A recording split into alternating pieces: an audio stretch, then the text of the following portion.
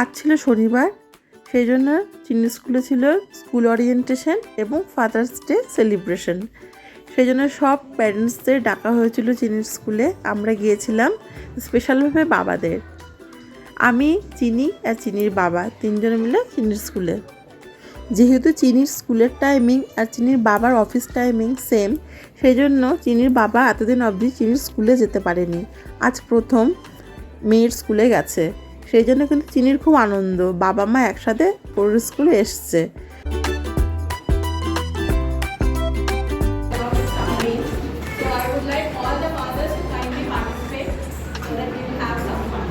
যেহেতু আজকে father's day, তাই বাচ্চা এবং তার বাবাদের জন্য ছোট ছোট কিছু গেমসের অ্যারেঞ্জমেন্ট করেছিল স্কুল থেকে।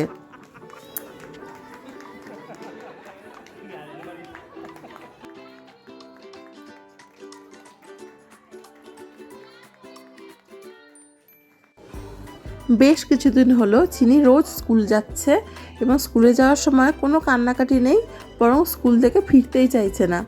স্কুলে গিয়ে দেখলাম চিনি ওর বন্ধুদের সাথেই ব্যস্ত আর ওর স্কুলের খেলনাগুলো নিয়েই ব্যস্ত। আমাদের দিকে তাকানোর ওর সময়ই নেই। আর এই কয়েকদিনের মধ্যে ম্যামদের সাথেও ওর খুব ভাব হয়ে গেছে। আসলে একা একা থাকে তো বাড়িতে, স্কুলে গিয়ে ম্যামদের পায়, বন্ধুদের পায়, ও ভীষণ এনজয় করে। স্কুলের ওরিয়েন্টেশন শেষে বাচ্চার বাবাদের ছিল একসাথে নাচ, হই হুল্লোড়, পার্টি, ছোটোখাটো স্ন্যাক্স, ড্রিঙ্কস। স্কুল ওরিয়েন্টেশন আর ফাদার্স ডে যে অনুষ্ঠান ছিল সেটা খুব সুন্দরভাবে হয়েছে, বাচ্চারা অনেক আনন্দ করেছে। আজকের মতো আমার ভিডিও এইটুকুই, দেখা হবে নেক্সট ভিডিওতে। টাটা।